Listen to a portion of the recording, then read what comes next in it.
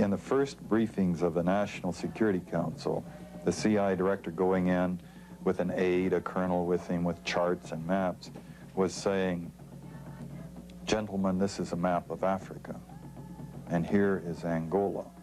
In Angola, there are 3 liberation movements. There's the FNLA, headed by Holden Roberto. They're the good guys. We've dealt with him for some time. There's the MPLA, headed by Agostinho Neto, who's a drunken, psychotic poet with a Marxist background. They're the bad guys." And they used exactly that terminology, the good guys and the bad guys, so these people on the National Security Council could get it straight what the game was.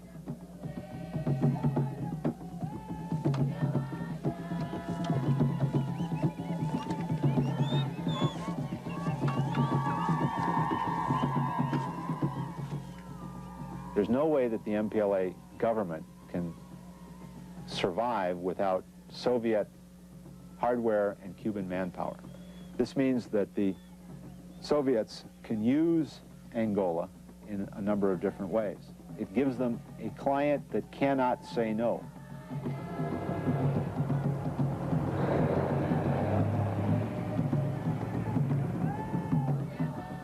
What I don't think many Cubans foresaw, including Fidel Castro, was that this involvement in Angola would be prolonged.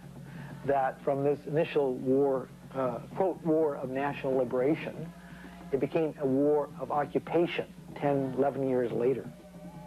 That the Cubans are themselves involved in a quagmire, much like the United States was in a quagmire in Vietnam.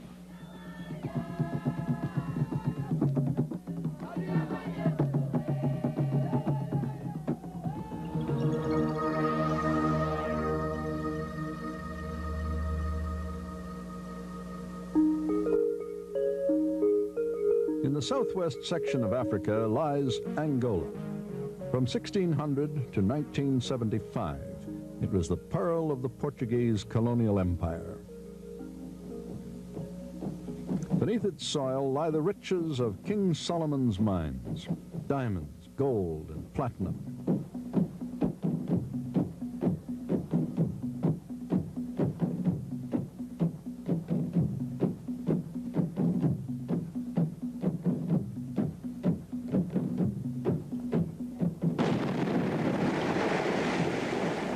But its soil is drenched in blood, for Angola is a land at war, the longest civil war in Africa.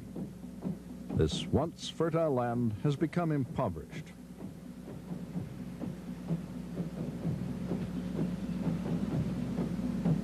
It's a land of death, disease, and starvation.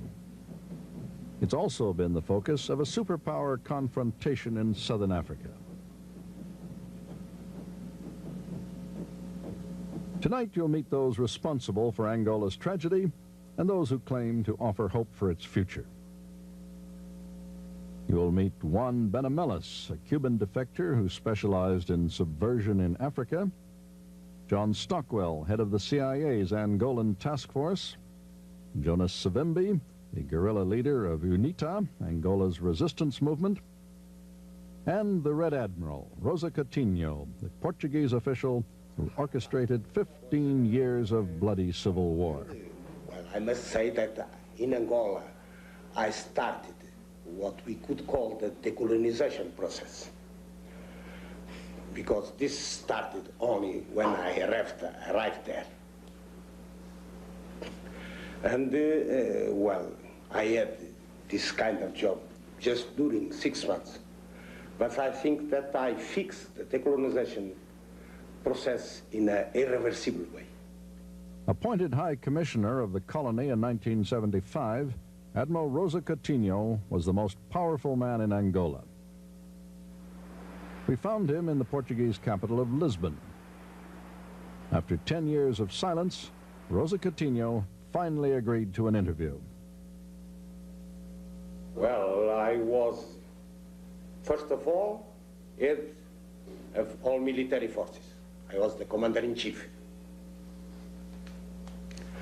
Second, I was the executive, the head of the administrative branch let's say, I had a government, I formed the government, and I directed the government.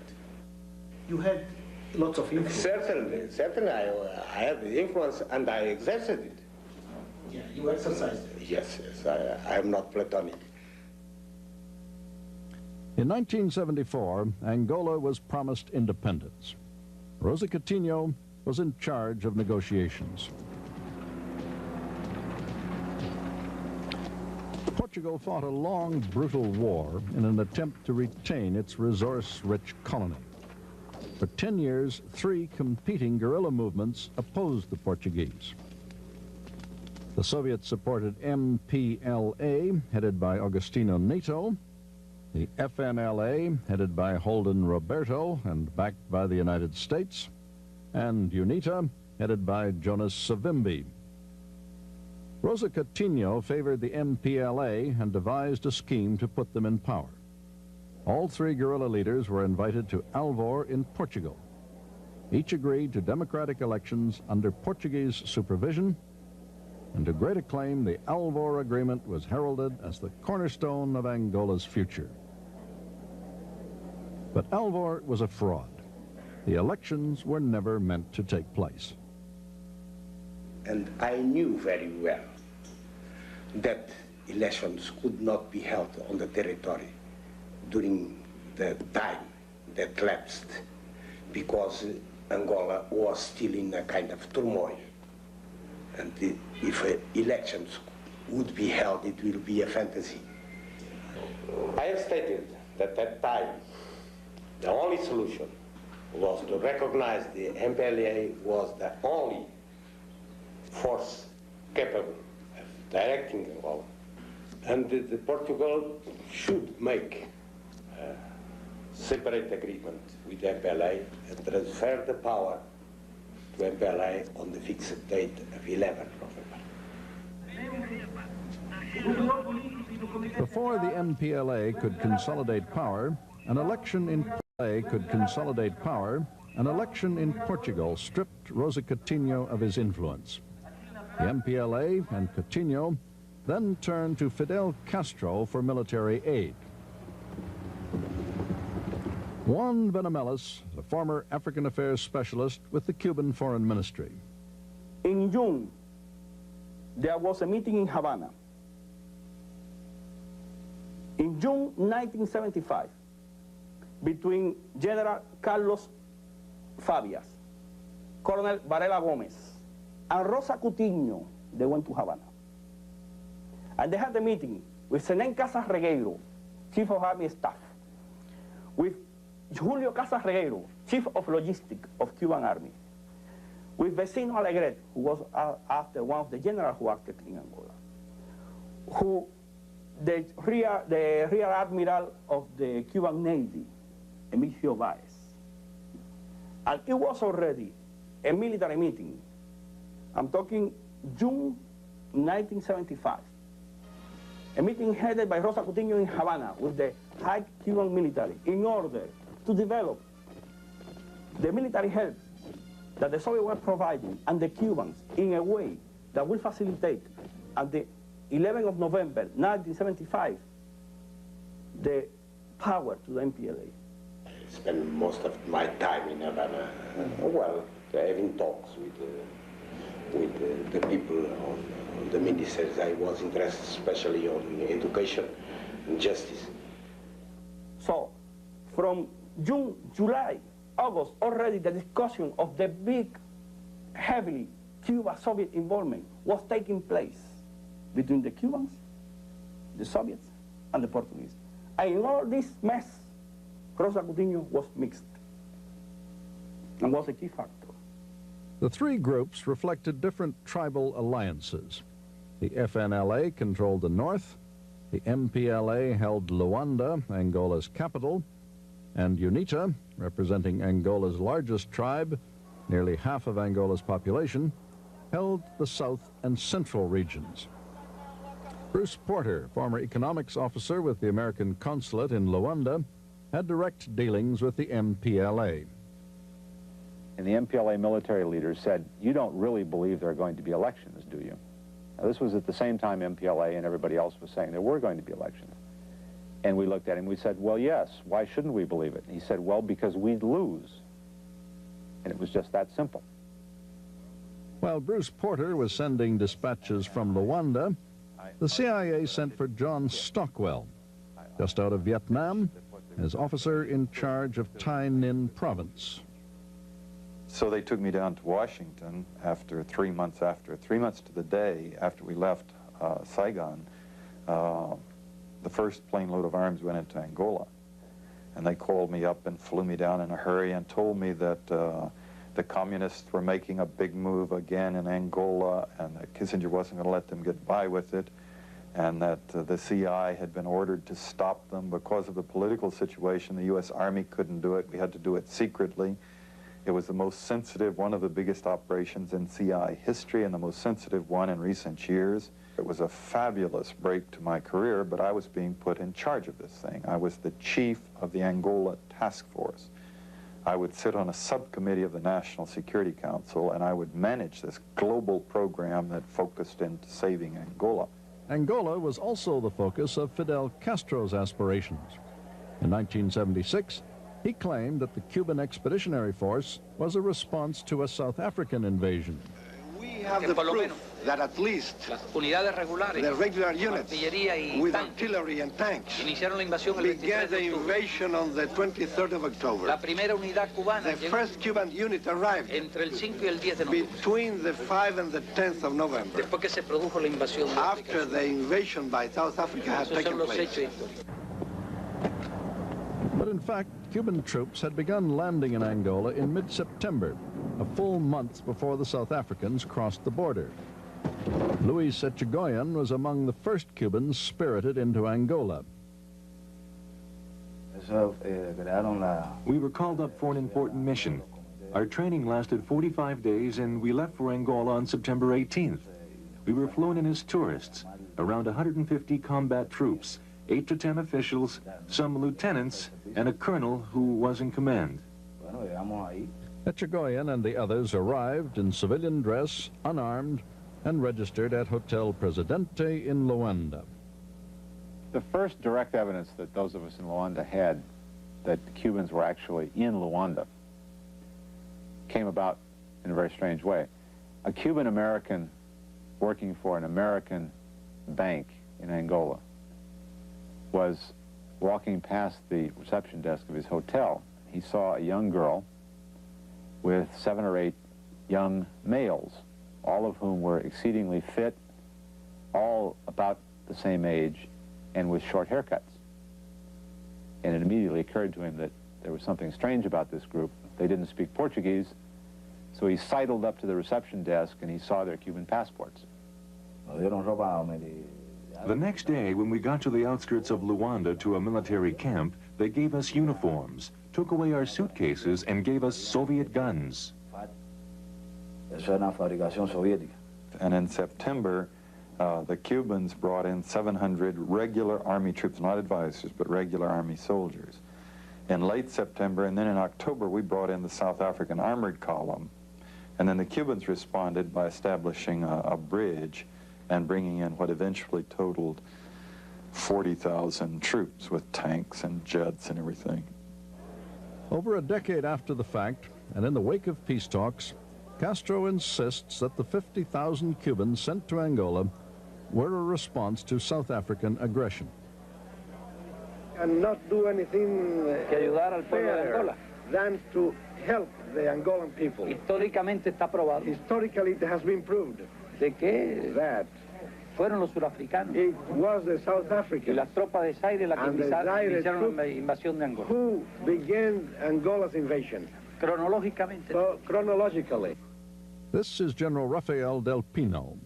His voice and appearance have been disguised for his protection. This exclusive interview took place in a Washington safe house. As the former commander of the Cuban Air Forces in Angola, General Del Pino refutes President Castro's justification for sending troops. We went into Angola in the mid-1975, first with a few hundred advisors.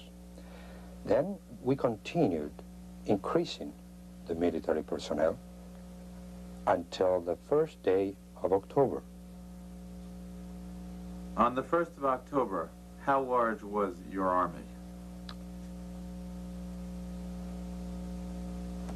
We had about 2,000 men, and the South Africans started their penetration into Angolan territory on the 23rd of October.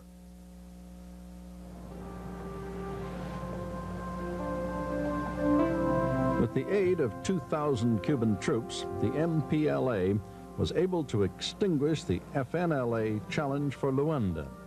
In the old colonial capital, the MPLA became, as Rosa Coutinho intended, the successors to the Portuguese.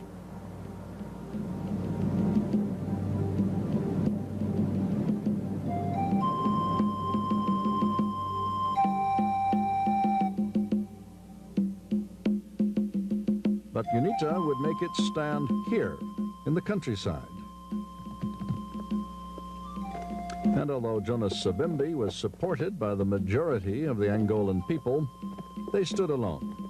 UNITA was overlooked by the Americans. Nobody knew much about Savimbi. Savimbi didn't hit the international cocktail circuit the way FNLA and MPLA activists and leaders did. Savimbi stayed in Angola tending to his business. The program began in July. By early August, I had been brought up and was putting my staff together. But UNITA would make its stand here, in the countryside. And although Jonas Savimbi was supported by the majority of the Angolan people, they stood alone. UNITA was overlooked by the Americans. Nobody knew much about Savimbi. Savimbi didn't hit the international cocktail circuit the way FNLA and MPLA activists and leaders did. Savimbi stayed in Angola tending to his business. The program began in July. By early August, I had been brought up and was putting my staff together, and we inside the CIA didn't know who our players were and the geography and whatnot.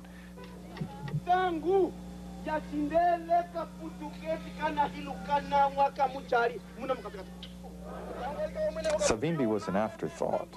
We really hadn't ever met him until August of '75, until the thing was actually already moving. And then we found he had a history of not being sympathetic to the United States, but he found himself odd man out. He found himself with no backers. The MPLA had gotten support, the commitment from the Russians and then from the Cubans, and the FNLA had the United States and Red China supplying it with arms. And Savimbi was odd man out.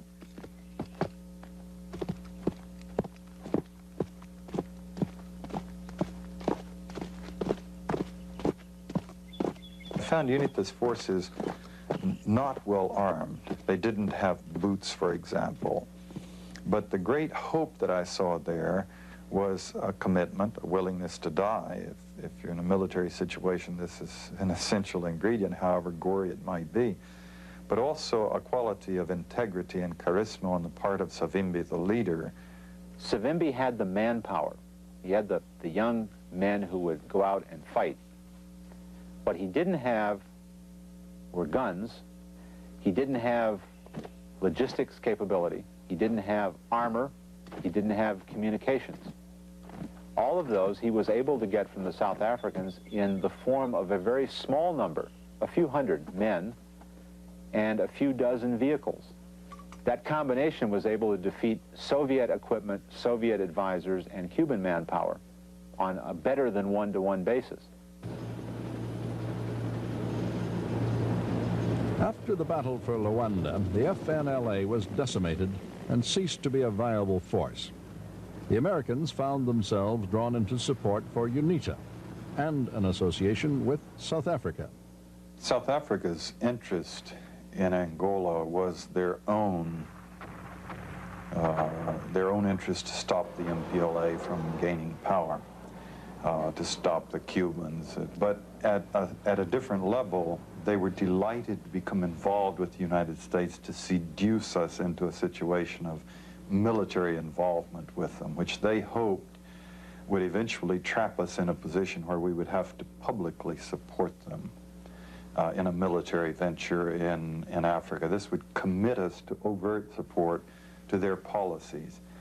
The United States finessed this point and drew back and actually gave up and accepted a defeat in Angola rather than taking that step.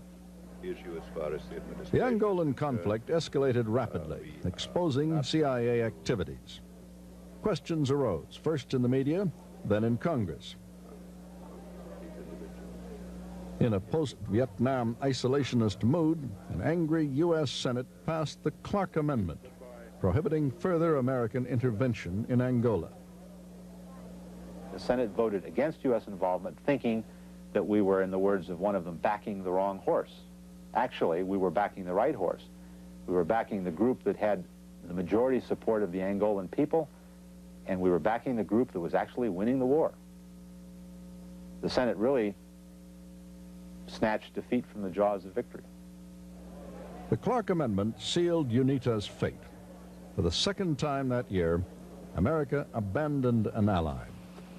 Without U.S. backing, South Africa withdrew its forces, and UNITA was left to face the full might of Soviet, Cuban, and MPLA forces.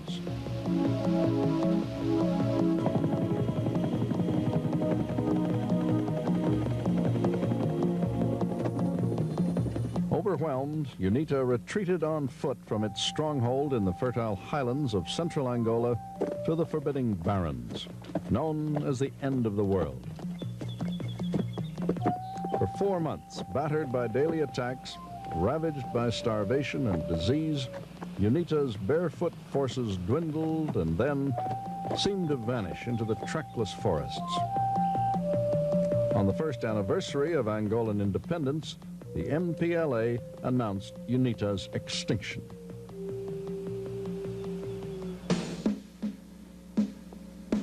Temporarily secure from internal strife, the MPLA began to consolidate its power under President Agostinho Neto.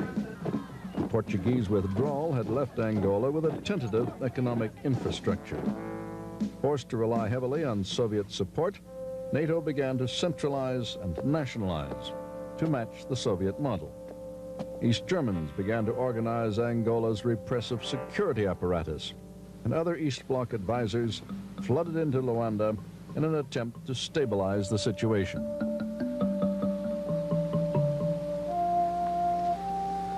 But despite these measures, the economy collapsed further. NATO, beginning to waver in his enthusiasm for Soviet policies, looked to the West for alternatives to Angola's total dependence on the East Bloc. But in 1979, before he was able to establish any economic ties with the West, he died.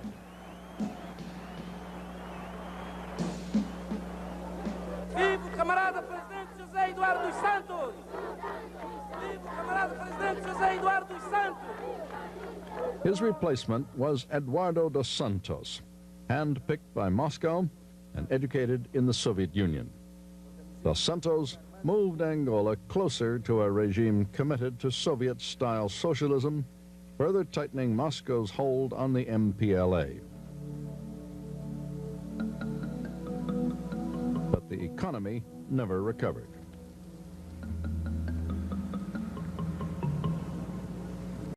NATO, beginning to waver in his enthusiasm for Soviet policies, looked to the West for alternatives to Angola's total dependence on the East Bloc.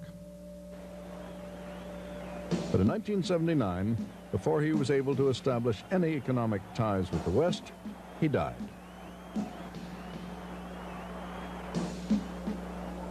Viva o camarada presidente José Eduardo dos Santos! Viva o camarada presidente José Eduardo dos Santos! His replacement was Eduardo dos Santos, handpicked by Moscow and educated in the Soviet Union. Dos Santos moved Angola closer to a regime committed to Soviet-style socialism, further tightening Moscow's hold on the MPLA. But the economy never recovered.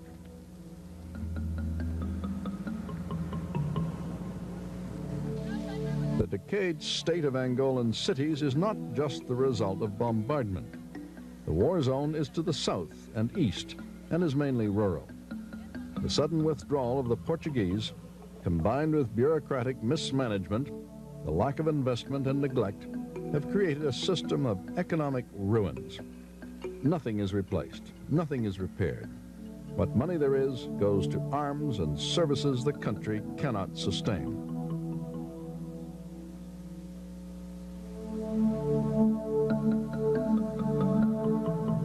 Tadeusz Kucharski was the Polish trade and commercial attaché in Luanda from 1978 to 1983. At the time when I was in Luanda, the Soviets provided arms and munitions.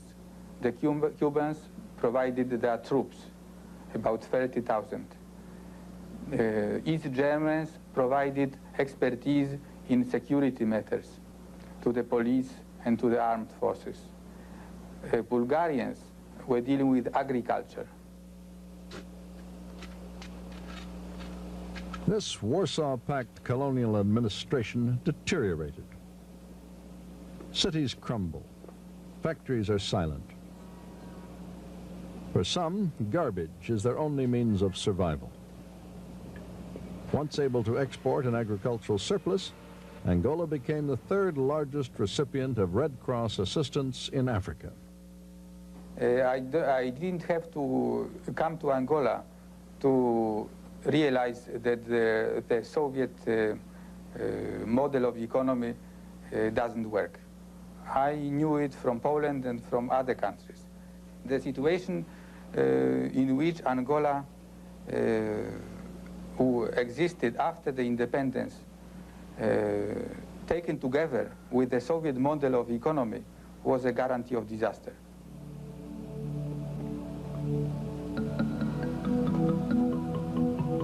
Its power based in the larger cities, MPLA policies favor the urban population. Farmers, tribal traditions, and the church came under attack as the MPLA monopolized power.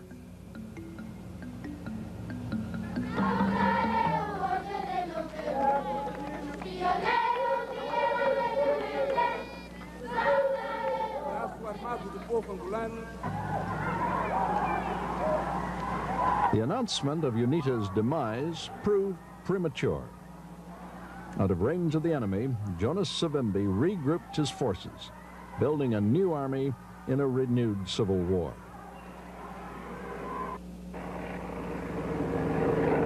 We had an opportunity to see Angola firsthand. Our crew flew into Jamba, UNITA's headquarters, flying at treetop levels to avoid radar and SAM-7 anti-aircraft missiles. It was still a long and arduous trek through the unmarked African bush to UNITA's headquarters. Savimbi explained how he came here to Jamba. The long march was what happened in May 1976. When we had retreated from all the towns, we had to meet somewhere to try to reorganize. We were 2,000 men. But immediately we were attacked by Cubans, by Russians, and by MPLA, and we were pushed for 4 months. And from May, in October, when we reached a safe place in Kwele, we were 64 persons. Other people from 2,000, the rest of the people were died, they were killed. Others, I think, because of starvation, also they died. And I think the 64 that have survived, I have to admit that most of them were women. Women resisted much more than men. And men, also some few young men are here, but women have resisted much more than men. Soviet and Cuban MiGs do not have the range to reach this extreme southern tip of Angola. Here, in a former hunting preserve of the Portuguese, UNITA began first to build Jamba and then to rebuild its army.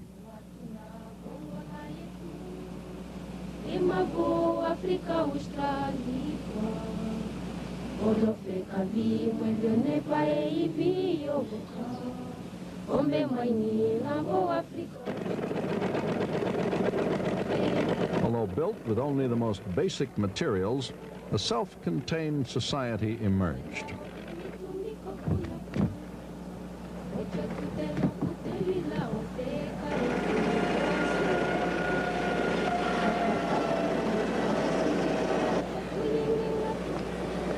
met doctors, surgeons, teachers, and other professionals who told us they came either to flee the war, to seek refuge from the government, or because of a commitment to UNITA's stated goal of an Angola free from outside intervention.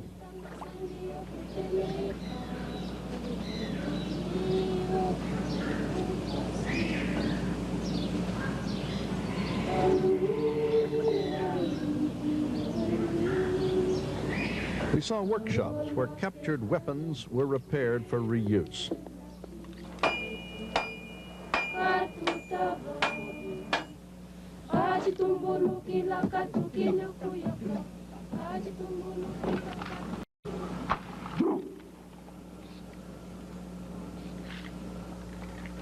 In those years since the Long March, UNITA has built a disciplined army. More than 40,000 regular troops able to move in the government-held north as well as the south. We accompanied a patrol in the northern provinces.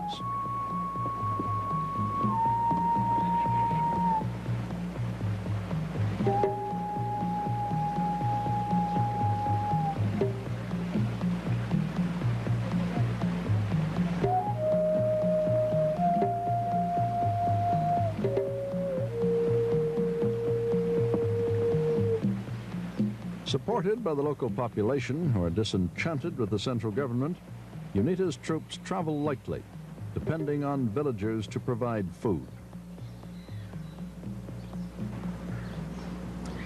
We were awakened at 3 a.m. and told to be ready to travel in 10 minutes. We were taken to an underground bunker, a UNITA war room, for a briefing that would describe the forces that were arrayed against them. As far as the foreign military presence in Though the UN is monitoring the withdrawal of Cuban troops, the civil war continues with unabated violence. Gorbachev's support for the regime in Angola is in stark contrast to his stated aims of openness and restructuring. Despite the presence of Cuban troops and billions of dollars in Soviet weaponry, Savimbi says morale has never been better. But for the fact that our soldiers, the morale is very, very high. And yesterday I was speaking to a friend when I said that the crates coming from the Soviet Union, they are bringing in MiGs and tanks, but they're not bringing in morale. The morale is with our people. During the Reagan administration, the U.S. again began supporting UNITA. But UNITA's only dependable support has been the South Africans, who have an interest in seeing the Cubans withdrawn. They provided air support and on several occasions crossed the border to indicate to the Soviet and Cuban leaders that they will not let UNITA suffer a final military defeat.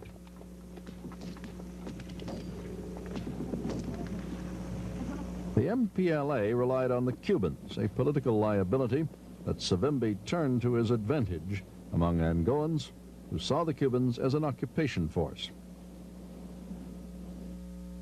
Pedro Van Dunham, a senior member of the MPLA Central Committee, defends the Cuban presence.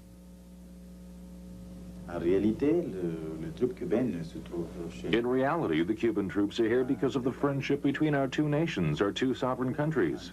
They are here to help us confront the external aggressor, directed by South Africa and the United States. Surtout de l'Afrique du Sud, directement financé par les États-Unis de l'Amérique.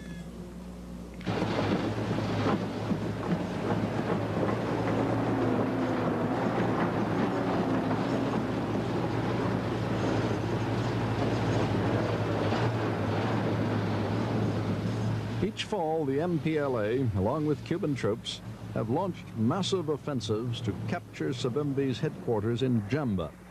But in some of the largest battles in Africa since the Second World War, government forces have failed to take their objectives.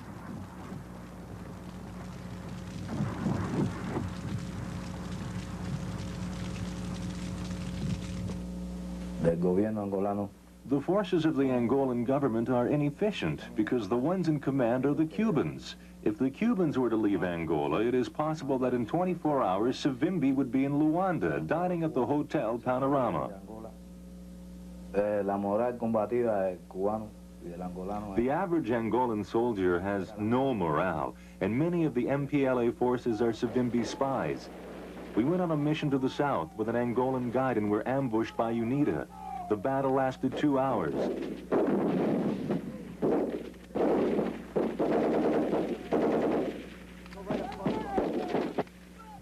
Out of 200 men, 70 survived and the guide disappeared. We didn't know if he was swallowed up by the earth or what. Later we found out that it had been a trap and that our guide was a spy. UNITA's policy of disrupting the Angolan economy means that industry and transportation are prime targets. The trade in diamonds, once one of Angola's most profitable exports, has been cut to a trickle. From its base in Jamba, UNITA attacked the town of Andrada in northeastern Angola, once the site of Angola's most productive mines. But the MPLA refused to acknowledge UNITA's capability.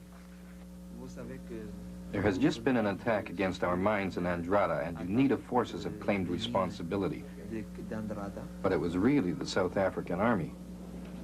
Reassured that the MPLA were not monitoring her interview, Anand Inamdar, a Canadian who was injured during the MPLA's counterattack, confirmed that the attack was from UNITA, not South Africa. Are there any security people here just now? No, they aren't, so I can sort of say what I want to say. They didn't have, frankly, they didn't have any security on the mine at all throughout the day.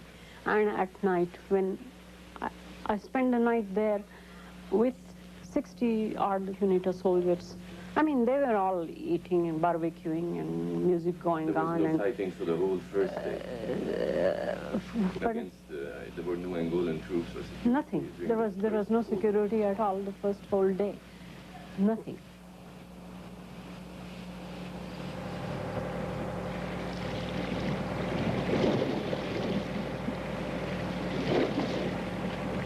Angola has remained a mystery. The conflict has discouraged witnesses from the outside. American Baptist minister Willie Smith decided to experience Angola firsthand. Once inside, he was confronted by the face of the Angolan War. The Cubans just moved right in. They came up to the edge of the village, and the next thing, they began to hit the hospital with heavy artillery, like mortar fire. And the people in the hospital were just were scattered. There were nurses in the hospital, and they were killed. The whole thing was just one real tragedy brought on by the Cubans, completely insensitive to the target. Who would bomb a hospital? Who would bomb a church? Who would bomb a school? Who would bomb a mission? That doesn't even seem like it's in the act of war as far as I'm concerned. Major Robert Ngongo is an MPLA military spokesman. All I can tell you is that we have created the conditions necessary to destroy the puppet group of UNITA. The final assault, there is no final assault. We are engaged in a permanent struggle.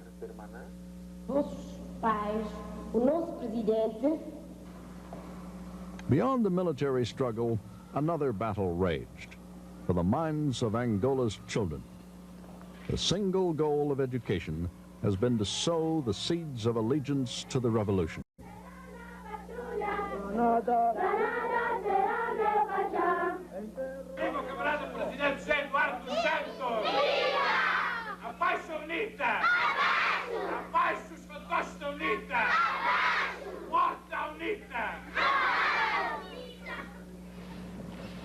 The most promising children were selected for special education. Forcibly taken from their homes or schools, they were brought here, 20 miles off the coast of Cuba, to the Isle of Pines. Thousands of miles from home, a half-world away from family and culture, a vision was impressed upon them by their Cuban and Soviet mentors.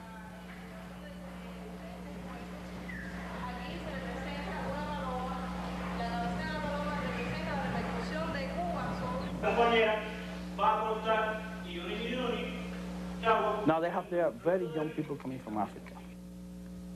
They teach them, there's very young people, very easily to assimilate without questioning the ideology that is imparted by the government or by African Marxist instructors that came with them. Down! Down imperialism! Down! Down no fascism! Down! Down no fascism! Down! Down no regionalism! Down! Down no fascism! Down! A luta! A luta! A vitória! Patria muerte! It was the 2nd of November 1984 when the Cubans came to our village. I tried to stop the Cubans from taking my son, my child, away. Then one of the Cubans cut off my arm with his bayonet. They were capturing the children from the age of 10 and upwards to take them to Cuba. And your son, how old is he?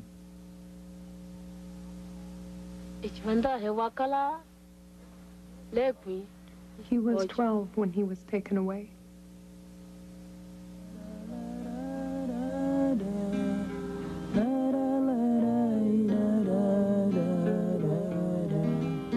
O povo angolano chora hoje em dia. O povo angolano só implora harmonia. Condena russos e cubanos. Terror de todo o povo angolano. E por causa da confusão que até agora tem crescido, e por causa do mercenarismo dos cubanos, reis do terrorismo. Lara, lara, lara, lara. With the collapse of the coffee and mining industry, oil has become Angola's principal source of hard currency. Ironically, the MPLA's major partner is the U.S. petroleum giant Chevron Gulf. The partnership began under the Portuguese and continued under the MPLA. Royalties from Western corporations maintain the government in power, providing money to pay for Cuban troops and Soviet guns. February of 1976, Gulf was back in, pumping the oil again, with Cuban soldiers protecting their installation and their technicians to defend them from CI mercenaries who were still mucking around northern Angola. Try that for an irony. The real thing is that the MPLA stays in power because of this financial income. From this financial income depends the presence of the Cubans and the Soviet hardware, military hardware. Luis Negrete was the director of Cuba's automotive industry until his defection in Spain. The first pact to exchange military technology between Angola and Cuba was signed in 1979. A price was set. The Angolan government had to pay for each man sent to Angola as well as his upkeep. This means that Cuba profits greatly for this internationalist aid it lends Angola. It's a big business where the Cuban government makes big profits. The Cubans are not the only ones to profit in Angola. Texaco, General Tire, the Chase Manhattan Bank, and IBM all have participated in over $1 billion in annual U.S.-Angolan trade. But with hundreds of millions of dollars in assets, Chevron Gulf became one of the single largest Western investors in Angola. Will Lewis, manager of Chevron Gulf's oil concession in Angola. Chevron has no intention of pulling out of Angola. We intend to continue to do business as usual, fulfill all the terms of our contract over here, and in fact, subject to termination of our current negotiations, successful termination, then we intend to expand our operations into the new concession area. Some have justified stronger economic ties because with them would come an opportunity to bring about change. And never, the economic aid or the economic assistance will change the nature of a Marxist government to a democratic government. No, I never saw that case, that the Marxist government, a Marxist party, a communist party, will change its nature because you will be $10 billion more. For many years, Cuba provided the Soviets with a perfect partner in Africa and Latin America. Cuba has played the role of a surrogate like no other Soviet ally could play. It is itself a third world country. Fidel Castro himself is a third world leader and has had a tremendous international visibility. So Cuba has been extremely important in playing a role that no other Soviet ally could play. And in turn, Fidel Castro has been willing to play that role. He's been willing to dispatch Cuban combat troops to Angola, 36,000 to Angola, 12,000 to Ethiopia, 1977, 1978. This in turn has advanced, of course, Soviet objectives in Southern Africa and the Horn of Africa. But Fidel Castro has also been able to further his own ambitions. Logistically, the Cuban army depends totally from Soviet Union. Castro can develop a guerrilla warfare by its own, but he cannot move a military unit by his own. And that's the difference. You can call it coordination, you can call it what you like, but he cannot do it without the consent. Who will have a strategic aspiration in Africa? The Soviets, not the Cubans. So if the Cubans are acting, it's because they are acting in favor of the Soviets, you know.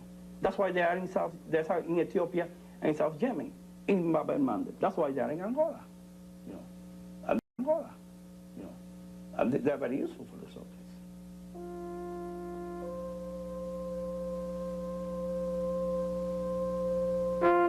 But Castro's military adventures exacted a high price, at home and abroad.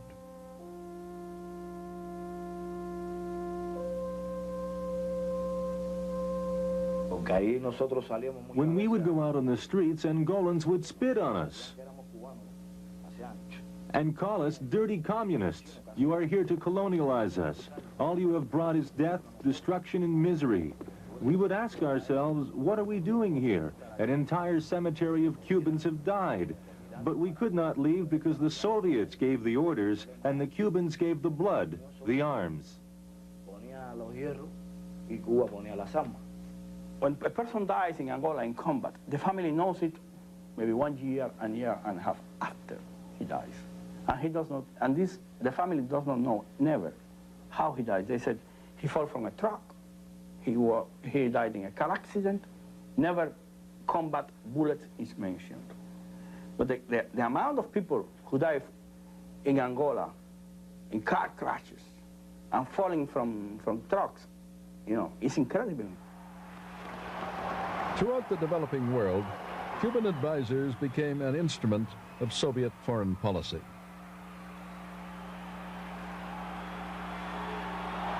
I was in South Yemen as advisor, and I was giving orders, the same as the rest of the Cubans were doing in South Yemen, and the same as the Cubans are doing in Angola. We were giving orders. They have to do it. I think if you go back and look at what the Soviets have been doing in Africa for the last 20 or 25 years, they haven't done too well. You can think of 2 or 3 countries where the Soviets tried to get a pretty tight grip and failed. What the Soviets were, the opportunity the Soviets were presented with in Angola was a situation whereby going in and supporting one side in a civil war made them indispensable. There's no way that the MPLA government can survive without Soviet hardware and Cuban manpower.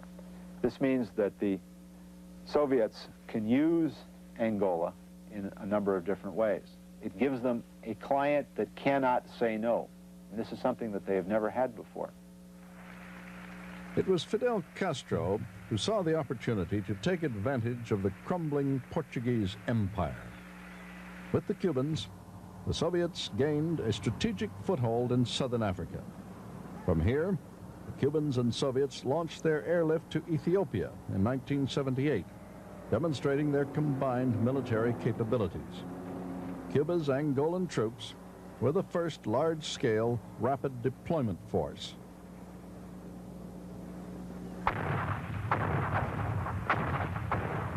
But 15 years of effort have not been enough to win a victory for the MPLA. 15,000 more Cuban troops landed in Angola to be deployed during the battle for Cuito Cardinal. Costly South African intervention evened the balance. For both sides, the commitment to Angola was proving to be of questionable value. The persistence and increasing strength of guerrilla forces such as UNITA began to take a toll on the Soviet Union itself.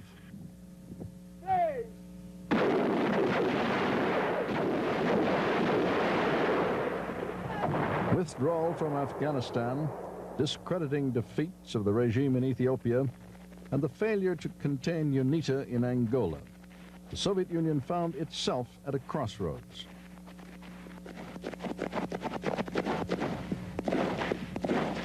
There had to be a choice between financing foreign wars or saving the economy back home.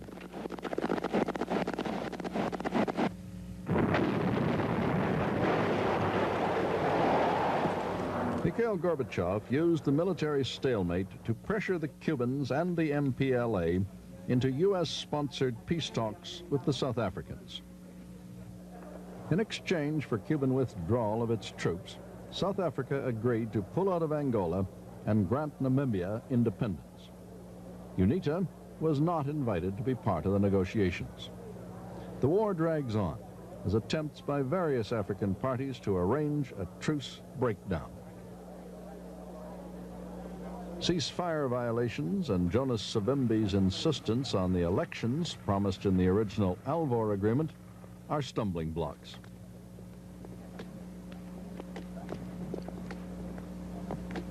We want elections, free elections. And if observers from the United Nations, from the OAU, from any free country can come, better for us. And if UNITA is beaten in the polls and they want to pick up guns again, then they are bandits. But I am confident that we will win the elections. If the democratic ideal of representative government has any meaning in Southern Africa, it must include the peoples of Angola.